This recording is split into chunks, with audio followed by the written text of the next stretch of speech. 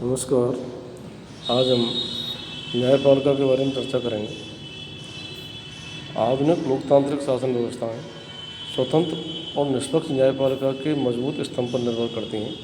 सामाजिक जीवन को नियंत्रित करने के लिए कानून ही सबसे महत्वपूर्ण साधन है। उन कानूनों के अनुसार न्याय करने का कार्य न्यायपालिका का है। न्यायपालिका केवल नागरिकों के बीच उठने वाले विवादों का ही निर्णय नहीं करती, अपितु यह उन मुकदमों का फैसला भी करती है जो नागरिकों व राज्य के मध्य तथा संघात्मक देशों में केंद्र व उसकी इकाइयों के मध्य विवादों से उत्पन्न होते हैं। न्यायपालिका का अर्थ व परिभाषा। साधारण अर्थों में कानून की व्याख्या करने व उनका उल्लंघन करने वाले व्यक्तियों को दंडित करने वाली संस्थागत व्यवस्था का नाम न्यायपालिका है। विभिन्न विद्वानों ने न्यायपालिका को परिभाषित किया है। लोस्की ने न्यायपालिका को परिभाषित करते हुए लिखा है, एक राज्य की न्यायपालिका अधिकारियों के ऐसे समूह के रूप में परिभाषित की जा सकती है जिनका कार्य किसी कानून के उल्लंघन की शिकायत का समाधान और फैसला करना है। वाल्टर एस हैमिल्टन ने लिखा है, न्यायिक प्रक्रिया न्यायाधीशों के द्वारा मुकदमों को निर्णय करने की मानसिक प्रविधि को कहा जाता है। इस प्रकार न्यायपालिका नागरिकों के समस्त प्रकार के विवादों का समाधान करने और सामाजिक जीवन को अनुशासित कर उसमें स्वव्यवस्था स्थापित करने के महत्वपूर्ण कार्य का निष्पादन करती है। न्यायपालिका का महत्व। प्राचीन काल से न्यायपालिका की स्वतंत्रता पर बहुत अधिक बल दिया जाता रहा है। राज्य के आदिकाल से लेकर अब तक किसी न किसी रूप में न्याय विभाग का अस्तित्व सदैव विद्यमान रहा है। डॉक्टर गवर्नर ने ठीक ही लिखा है कि न्याय विभाग के अभाव में एक सभ्य राज्य की कल्पना नहीं की जा सकती। कोई भी समाज बिना विधानमंडल के रहता है, यह बात समझ में आ सकती है, लेकिन किसी भी ऐसे राज्य की कल्पना नहीं की जा सकती जिसमें न्यायपालिका की कोई व्यवस्था ही ना हो। मेरिट ने न्यायपालिका के महत्व के बारे में कहा है कि सरकार के जितने भी मुख्य कार्य हैं उनमें निस्संदेह न्यायिक कार्य अति महत्वपूर्ण है, क्योंकि इसका सीधा संबंध नागरिकों को से होता है। चाहे कानून के निर्माण की मशीनरी कितनी विस्तृत और वैज्ञानिक हो, चाहे कार्यपालिका संगठन कितना भी महत्वपूर्ण हो, परंतु फिर भी नागरिक का जीवन दुखी हो सकता है और उसकी संपत्ति को खतरा उत्पन्न हो सकता है यदि न्याय करने में देरी हो जाए या न्याय में दोष रह जाए अथवा कानून की व्याख्या पक्षपातपूर्ण या भ्रामक हो। लॉर्ड ब्राइस ने भी इसके महत्व के बारे में लिखा है कि किसी शासन की श्रेष्ठता को जांचने के लिए उसकी न्याय व्यवस्था की निपुणता से बढ़कर और कोई अच्छी कसौटी नहीं है, क्योंकि किसी और चीज़ से नागरिक की सुरक्षा और हितों का इतना प्रभाव नहीं पड़ता जितना उसके इस ज्ञान से कि वो एक निश्चित शीघ्रता और पक्षपात रहित न्याय शासन पर निर्भर रह सकता है। ब्राइस ने अपने इसी विश्लेषण को आगे बढ़ाते हुए कहा है कि कानून का सम्मान तभी होता है जब वह निर्दोष व्यक्तियों की रक्षा के लिए ढाल बन जाता है और प्रत्येक नागरिक के निजी अधिकार का निष्पक्ष संरक्षण करता है। यदि अंधेरे में न्याय का दीपक बुझ जाए तो उस गहन अंधकार का अनुमान लगाना कठिन है। इसलिए न्यायपालिका नागरिकों के अधिकारों, स्वतंत्रताओं और संविधान की संरक्षक मानी गई है। न्यायपालिका के अभाव में समाज में चोरों, डाकुओं तथा समाज कंटकों का सज्जनों और निर्बलों की संपत्ति पर अधिकार हो जाएगा। इससे समाज में अन्याय फैल जाएगा। अतः किसी भी प्रजातांत्रिक राज्य में समाज और शासन को मर्यादित रखने के लिए न्यायपालिका का महत्व सर्वोपरि है। निष्पक्ष और शीघ्र सुलभ न्याय ही लोकतंत्र को साकार कर सकता है। सभी लोकतांत्रिक देशों में नागरिकों को विभिन्न मौलिक अधिकार प्रदान किए जाते हैं। इन अधिकारों की रक्षा के लिए न्यायपालिका का अस्तित्व आवश्यक है, अन्यथा मौलिक अधिकार निरर्थक हो जाएंगे। संघात्मक देशों में तो स्वतंत्र न्यायपालिका की उपस्थिति और भी अपरिहार्य है। इन देशों में न्यायपालिका केंद्रीय सरकार और उसकी इकाइयों और विभिन्न इकाइयों के मध्य उत्पन्न आपसी विवादों का समाधान करती है। आधुनिक युग में न्यायपालिका का महत्व अधिक बढ़ गया है। यहाँ तक कि सर्वाधिकारवादी व्यवस्था वाले देशों में भी न्यायपालिका का स्वतंत्र अस्तित्व नहीं होता। न्यायपालिका को इसलिए स्वीकार किया जाता है ताकि शासन व्यवस्था के प्रति नागरिकों में संतुष्टि की भावना बनाई रखी जा सके। सोवियत रूस, साम्यवादी चीन व इनके अनुसमर्थक देशों में भी न्यायपालिका का महत्व इस बात का प्रमाण माना जा सकता है। इस प्रकार नागरिकों, सरकार और राज्य की गरिमा को बनाए रखने न्यायपालिका की भूमिका पर्याप्त मानी जा सकती है। न्यायपालिका के कार्य। किसी भी देश की न्यायपालिका अपनी राजनीतिक व्यवस्था की प्रकृति और मांग के अनुरूप विभिन्न कार्यों का निष्पादन करती है। दूसरे शब्दों में, विभिन्न व्यवस्थाओं में कार्यरत न्यायपालिका के कार्यों को उस देश के संविधान की प्रकृति, राजनीतिक प्रणाली का स्वरूप, राजनीतिक सत्ता की संरचना और उसमें न्यायपालिका संगठन आदि अनेक कारण प्रभावित करते हैं। संविधान का लचीला अचल होना, राजनीतिक व्यवस्था का एकात्मक संघात्मक होना, उनका लोकतांत्रिक सर्वाधिकारवादी होना न्यायपालिका के कार्य क्षेत्र को एक सीमा तक प्रभावित और निर्धारित करता है। फिर भी न्यायपालिका विभिन्न प्रभावी कारकों की उपस्थिति के बावजूद कुछ सामान्य कार्यों का निष्पादन करती है, जिन्हें इस प्रकार व्यक्त किया जा सकता है। कानूनों की व्याख्या। न्यायपालिका का सर्वोपरि महत्व का कार्य है। व्यवस्थापकों द्वारा जिन विधियों का निर्माण किया जाता है उनके अभिप्राय का स्पष्टीकरण कानूनों की व्याख्या के कार्य के अंतर्गत न्यायपालिका द्वारा किया जाता है। कानूनों की भाषा अनेक बार विवादास्पद होती है, जिनके अर्थ के बारे में विभिन्न पक्षों में सहमति नहीं हो पाती। इस प्रकार की परिस्थितियों में कानून की आधिकारिक व्याख्या का कार्य न्यायपालिका के द्वारा ही किया जाता है।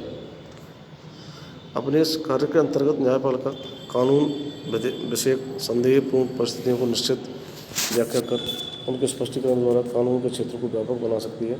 नंबर 2, नागरिक अधिकारों की रक्षा। न्यायपालिका देश के लोगों के नागरिक अधिकारों की रक्षक मानी जाती है। देश की सामान्य विधि द्वारा निश्चित जो भी अधिकार नागरिकों को मिलते हैं वे नागरिक अधिकार माने जाते हैं तथा नागरिकों द्वारा संविदा का अधिकार तथा विवाह का अधिकार ऐसे नागरिक अधिकार हैं जिनके पालन कराने या उनकी अभिरक्षा का दायित्व न्यायपालिका वहन करती है। अभियोगों का निर्णय। न्यायपालिका का मौलिक दायित्व कानून का उल्लंघन करने वाले लोगों को दंडित करने का है। व्यवस्थापिका द्वारा पारित और कार्यपालिका द्वारा क्रियान्वित विधियों का अवहेलना करने वाले नागरिकों के विरुद्ध जो अभियोग प्रस्तुत किए जाते हैं उनका निर्णय न्यायपालिका द्वारा किया जाता है। इसके अतिरिक्त नागरिकों के पारस्परिक झगड़ों और नागरिकों और सरकार के बीच उत्पन्न विभिन्न विवादों के बारे में न्यायालय में जो वाद प्रस्तुत होते हैं उनका निर्णय भी इसी के द्वारा किया जाता है। संविधान के संरक्षक के रूप में सभी लोकतांत्रिक देशों में न्यायपालिका उस देश में प्रवर्तित संविधानों की संरक्षक मानी जाती है। सरकार की व्यवस्थापक और कार्यपालिका निकाय शासन संबंधी जो कार्य कर रहे हैं वे संविधान सम्मत हैं या नहीं, उनके कार्यों में संविधान की भावना और प्रावधानों का उल्लेख तो नहीं हो रहा है, उल्लंघन तो नहीं हो रहा है, यह देखना न्यायपालिका के कार्य क्षेत्र में आता है। संघात्मक देशों में तो संविधान द्वारा ही केंद्र और उसकी इकाइयों की शक्तियों का विभाजन भी किया जाता है अतः न्यायपालिका इस तथ्य को भी आश्वस्त करती है केंद्रीय सरकार या राज्य सरकार द्वारा अपने कार्यों में शक्ति के विभाजन की इस योजना को चुनौती न मिले। संवैधानिक रक्षा के लिए अमेरिका में 1803 में मुख्य न्यायाधिपति मार्शल ने मार्बरी बनाम मेडिसन बाद में निर्णय दिया था कि उच्चतम न्यायालय को यह अधिकार है कि वह यह देख सके कांग्रेस द्वारा पास किया गया कानून संविधान सम्मत है या नहीं। न्यायपालिका के इसी अधिकार को न्यायिक पुनरावलोकन का अधिकार कहा जाता है, जिसकी पृथक से व्याख्या करेंगे। मौलिक अधिकारों की अवरक्षक के रूप में आधुनिक विश्व के अधिकांश लोकतांत्रिक देशों में संविधानों के द्वारा देश के लोगों को मौलिक अधिकार प्रदान किए जाते हैं। इन लोकतांत्रिक देशों की न्यायपालिका संविधान द्वारा प्रदत्त मौलिक अधिकार की रक्षा करती है। यदि सरकार या सरकारी पदाधिकारी या कोई संस्था या किसी नागरिक द्वारा इन मौलिक अधिकारों का हनन किया जाए तो वह व्यक्ति उसके मौलिक अधिकारों को क्षति पहुँचती है। देश की न्यायपालिका में अपने अधिकार रक्षा के लिए याचिका प्रस्तुत कर सकता है। भारत में राज्यों के उच्च न्यायालयों और उच्चतम न्यायालयों को इस प्रकार के मामलों की सीधी सुनवाई किए जाने का प्रावधान है। भारत का संविधान इन दोनों ही न्यायालयों को मौलिक अधिकार रक्षा के लिए याचिका सुनने का प्रारंभिक क्षेत्राधिकार प्रदान करता है। कोई पीड़ित नागरिक असाधारण उपचार के अंतर्गत इन न्यायालयों के समक्ष बंदी प्रत्यक्षीकरण, अधिकार परीक्षा, परमादेश, निषेधाज्ञा और उत्प्रेषण लेख जारी करने की प्रार्थना कर सकता है। परामर्श संबंधी कार्य। अनेक देशों में इस प्रकार की व्यवस्था है कि देश की कार्यपालिका किसी संवैधानिक या वैधानिक विषय पर किसी भ्रम की स्थिति में न्यायपालिका से सलाह मांग सकती है। जैसे भारत के संविधान में यह व्यवस्था है कि यदि किसी समय राष्ट्रपति को प्रतीत हो कि विधि या तथ्य का कोई ऐसा विषय उत्पन्न हुआ है अथवा उसके उत्पन्न होने की संभावना है तो इस प्रकार का और संवैधानिक महत्व का है, उस पर उच्चतम न्यायालय की राय प्राप्त करना अभिष्ट है, तो वह उस प्रश्न को उच्च न्यायालय के समक्ष विचारार्थ सौंप सकेगा तथा यह न्यायालय ऐसी सुनवाई के पश्चात जैसे कि उचित समझे राष्ट्रपति को उस पर अपनी राय प्रतिपादित कर सकेगा। भारत के राष्ट्रपति को यह अधिकार भी है कि वो केंद्र राज्य या एक से अधिक राज्यों के बीच किसी विवाद के प्रश्न को उच्चतम न्यायालय से राय मांग सकता है। इसी प्रकार के अधिकार अन्य देशों में देखे जा सकते हैं। इंग्लैंड में सरकार प्राय वैधानिक और कानूनी प्रश्नों के पर प्रिवी काउंसिल की न्यायिक समिति से परामर्श लेती थी। कनाडा में सर्वोच्च न्यायालय में अपेक्षा की जाती है वो गवर्नर जनरल के कानूनी परामर्श दें। ऑस्ट्रिया, पनामा, बुल्गारिया, स्वीडन आदि देशों में इस प्रकार की व्यवस्था है। संघीय व्यवस्था में केंद्र तथा इकाइयों के मध्य क्षेत्राधिकार संबंधी विवादों का निर्णय। सभी संघीय व्यवस्था वाले देशों में केंद्र और उसकी इकाइयों के मध्य शक्तियों का विभाजन संविधान द्वारा किया जाता है। ऐसे देशों में इस बात की संभावना सदैव बनी रहती है केंद्र और राज्यों की सरकारों के बीच क्षेत्राधिकार के प्रश्न को लेकर विवाद उत्पन्न न हो सके। इस प्रकार के विवादों के निर्णय करने का कार्य उस देश की सर्वोच्च न्यायपालिका द्वारा किया जाता है। भारत तथा अमेरिका में उच्चतम न्यायालय को इस प्रकार के विवादों का निर्णय करने का अधिकार दिया गया है। विविध कार्य